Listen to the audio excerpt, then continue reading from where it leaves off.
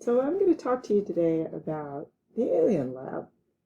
So far what you've done is you and a partner, or you by yourself, have done this series of coin flips. And here you can see some of the data grids, although I got rid of this last column that we don't really need right now. So here's some potential possible things that could have happened. Let's say on the first flip, you got a capital H and your partner got a capital H. Then that means that you have both, these are representing alleles. So would represent H, capital H represents an allele for a particular, or a genotype for a trait. So capital H is an allele. Both of them together represent the genotype, or that gene pair that represents the trait number 1. Let's say for trait number 2, you got a heads, and so capital H, your partner got tails, so you recorded it as lowercase h.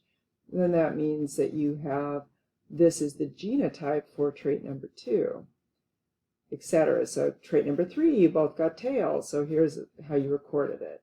So this you did 60 times, because each of these grids is representing an alien, and you're going to build 5 aliens. So I wrote up here alien 1 to say that this data is going to represent information that is going to help you to construct your first alien. And then the 12th one here is going to let us know whether the alien is male or female. So that was our starting position. And so you should have all of these grids filled out. And I can just kind of scroll through them here so you can see. So you'd have all 5 of these would be filled out with just the letters H at this point. But that's not really quite the way it works. So we're going to go here and show you. So this is the other data. This is the Alien Lab instructions, which is you can find as a link on my website again. And so now let's look at it more specifically. So in genetics, we use letters, and we use a pair of letters to represent the different types of alleles that you, an individual, would receive for a particular trait based on which one of the gametes contributed either this version or that version, capital H or lowercase h. So we call the genotype these 2-letter combinations. So here HH, capital H's, here's 2 lowercase h's, and then there's one where you have 1 of each. And it doesn't matter if they're in reverse order, but it just means you have 1 of each. Now what we say here is that this inheritance pattern is something called autosomal dominant. So autosomal traits are ones that we find on in all of the body cells, and all those somatic cells. And the only other type we are going to talk about in any detail is the sex-linked types of traits. But for now, we're just looking at autosomal traits. Now, if it says autosomal dominant, that means that the capital letter representing that allele for that trait is going to be the one that gets expressed. We're going to see that one. So if you have either the 2 capital letters or 1 capital letter and a lowercase, either condition, as you can see over here, is going to result in this case of being the alien type of head. If I had 2 of the lowercase h's, then that would translate into being a round head. So in other words, I don't have any of the capital letters here, so I get the alternative outcome, the alternative phenotypic outcome. So phenotype is what is actually we see as a result of the genotype. This is like the physical expression of it, so we can see that here. So for the first trait, which is head shape, where the letter capital H is being used to represent the dominant allele for that trait, we can then translate that into what we see over here. But in genetics, we aren't going to use H's for everything, because we use different letters to represent different traits. So now what you see below is your second trait, which is body shape. Also follows the same type of inheritance pattern of having a dominant allele. And this dominant allele, in this case, you put H's because I asked you to when you did coin flips. But now we're going to instead just substitute the letter B. So in the case where you have two of the same type, the capital H's, you're just going to translate that down below, and you'll see where, into capital BB in that case. Or let's say you have one of each. You have capital and a lowercase. Then you're going to put that as capital B and then a lowercase b. And then if you have the two lower cases, then you're going to translate that into lowercase bb. Now you can see what that means. What it's actually translating into terms of what we see is either this round body shape, or in the case of getting this condition, we're going to have an oval body shape. So just a little bit of lingo here. When it has capital letters, it has two of the same alleles. So this is representing a form of a particular trait. So when it has two H's capitalized, then we say, first of all, it's homozygous, which I'm going to type here. Homozygous means that means it has two of the same alleles. And the other option is that it could be heterozygous, which means it has one of each, so capital and small. So homozygous means two of the same, and heterozygous means one of each. But the other thing is, we said that we use this term dominant. So if we have something we say is dominant, we said that we're using the capital letter of that allele to represent dominance. So if I have, here I'm going to switch this and not use H's. I'll use the second body, the body shape as the second trait. So let's say I got this as the genotype, capital B, then I can say that it is homozygous, but I can also now say the term dominant. So dominant, meaning that we have two of the dominant forms of the allele. If I have lowercase b's like that, then I can say it's homozygous, because they're both the same, but I can use the term recessive. Whoops, lost that one on the side here. So homozygous recessive. So homozygous just means two of the same allele form.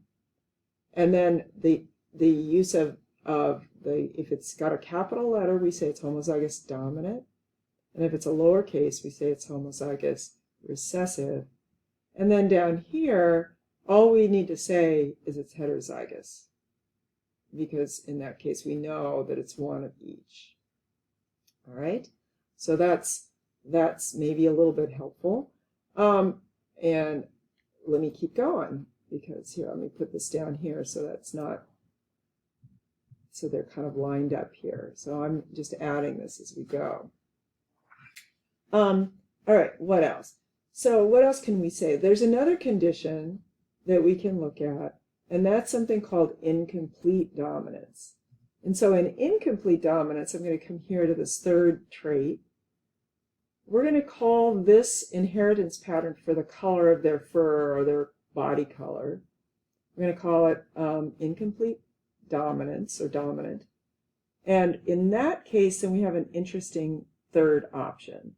So in the case where we see something as homozygous, like this, and we're going to still consider that homozygous, we're going to use the capital letter F here for it.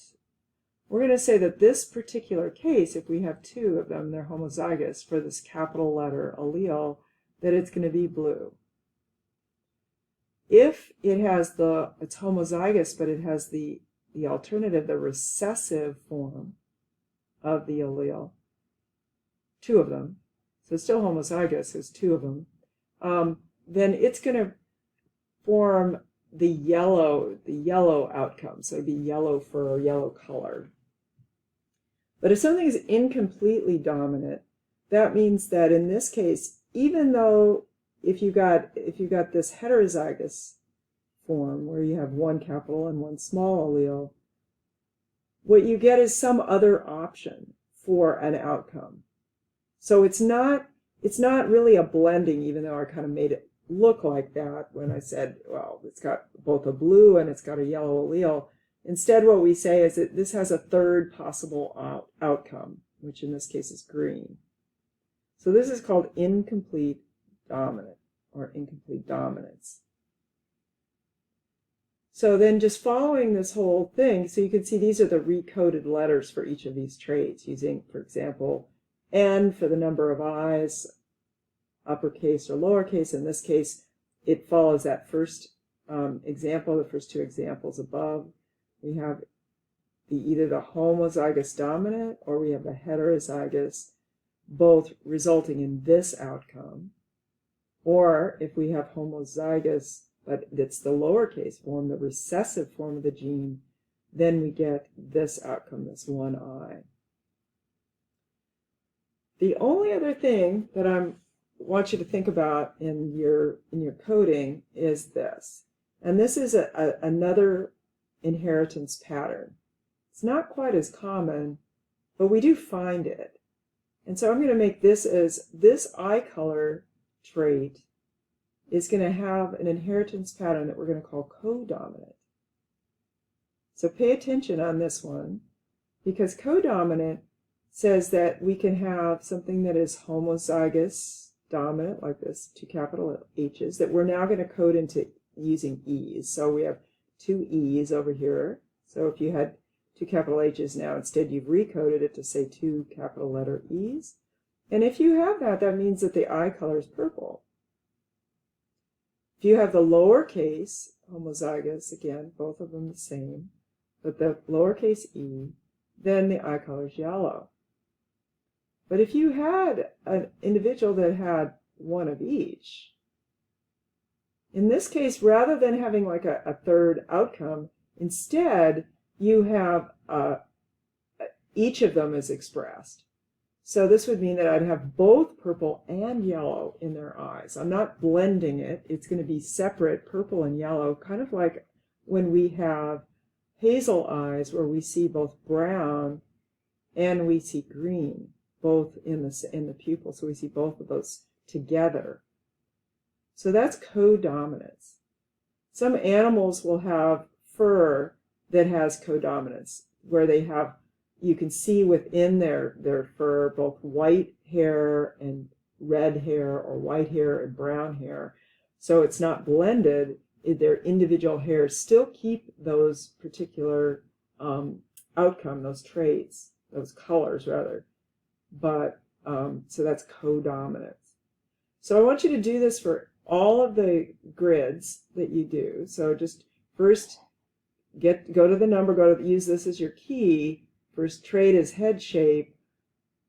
Find what you and your partner flipped in terms of the H's. Convert that into the letters that we've said now we're going to use for those codes, and then write what their outcomes are.